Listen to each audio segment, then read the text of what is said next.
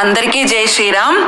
ఈరోజు శివాజీ మహారాజ్ కథలో 3వ మరియు 4వ భాగం తెలుసుకుందాం.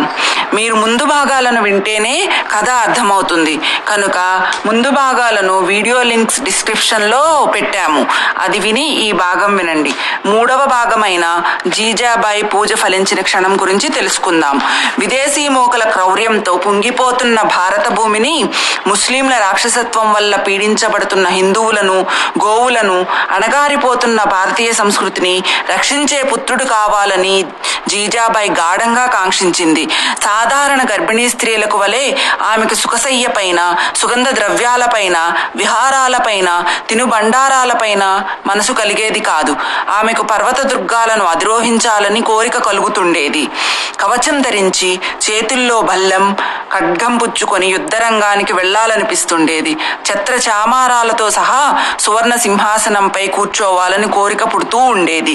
శస్త్రధారిణి అయి వ్యాఘ్రం వాహనం మీద కూర్చుని సంచారం చేయాలని ఉండేది. గర్భంలో శివాజీ ఉన్నప్పుడు ఆ తల్లికి ఇంకే రకమైన కోరికలు కలుగుతాయి. జీజాబాయికి నెలలు నిండి ఒక శుభముహూర్తాన ఆమెకు పుత్రుడు జన్మించాడు. అది శాలివాహన శకం 1554 ఫాల్గుణ శుద్ధ త్రయోదశి శుక్రవారం, క్రీస్తు శకం 1630 ఫిబ్రవరి 19. సూర్యాస్తమయం తరువాత 5 గ్రహాలు ఉచ్చస్థితిలో ఉండగా హస్తా నక్షత్రం సింహలగ్నంలో జీజాబాయికి పుత్రోదయమయ్యింది. అది హిందూ దేశ చరిత్రలోని అమృత గడియ. జీజాబాయి కలలు పండాయి. ఆమె శివాయి మాతకు చేసిన పూజలు ఫలించాయి. ఆ దేవత పేరు మీదనే తన కొడుకును శివాజీ అని పిలుచుకుంది జీజాబాయి. 4వ భాగం శివాజీ శైశవం, పూణే జాగీరు. శివాజీ పుట్టిన శుభవార్త తెలుసుకొని షాహాజీ పరిండాలో ఉన్నాడు. నిరంతర యుద్ధాలలో మునిగి ఉన్నందువల్ల అతడు 10 నెలల తర్వాతనే శివనేరికి వచ్చి తన కొడుకును చూసుకోగలిగాడు. కొద్ది రోజులు ఉండి మళ్లీ వెళ్లిపోయాడు. మొఘలులపై తిరుగుబాటు చేసిన దర్యాఖాన్ అనే సర్దారును షాహాజీ ఓడించాడు. జున్నార్, సంగమనేర్, వైజాపూర్, చాంబార్, గోందే మొదలైన ప్రాంతాలను జయించి మొఘల సామ్రాజ్యంలో కలిపాడు.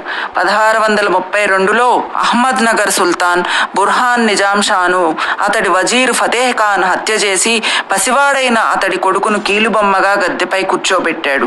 మొఘలు సేనానులకు సంధి రాయబారాలు పంపి తన పదవిని తనకు ఉంచాలని, అదనంగా షాహాజీ యొక్క పూణే జాగీరుని తనకివ్వాలని కోరాడు. షాహాజీ చేసిన మేలును మరచి మొఘలు సర్దారులు అందుకు సమ్మతించారు.